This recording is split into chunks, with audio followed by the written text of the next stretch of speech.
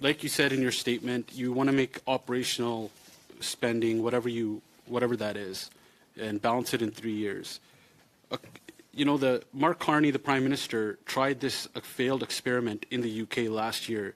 It failed horribly, and now you guys are trying to try the same accounting trick here in Canada. When at the end of the day, the bottom line is still the bottom line. I'll quote the PBO and what he's saying for your claims about splitting it between operating and capital costs. The PBO said, we haven't seen a clear definition of what would fall into capital and would fall into operating. He further said about your operating budget that we currently don't have a definition of operating budget. He went on to say something very alarming. The bottom line of the government will not change, which means debt is still debt at the end of the day. It doesn't matter how many columns you try to present in front of Canadians and try to trick them.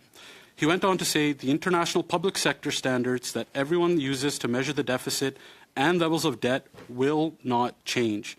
The first reason that won't change is those are the accounting standards. The second reason is the ratings agencies won't let you change it. That's the first thing they're going to go to.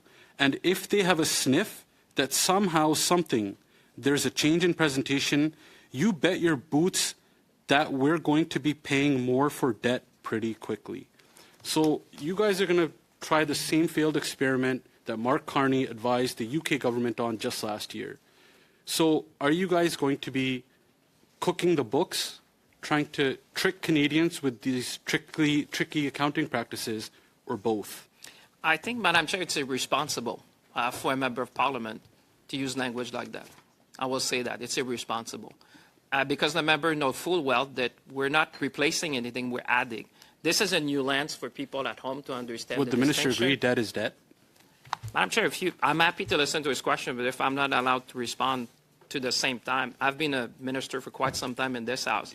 Normally I have the same time than the colleague. That's why it's not a new government. Canadians deserve to correct the record because that was an irresponsible statement. Minister.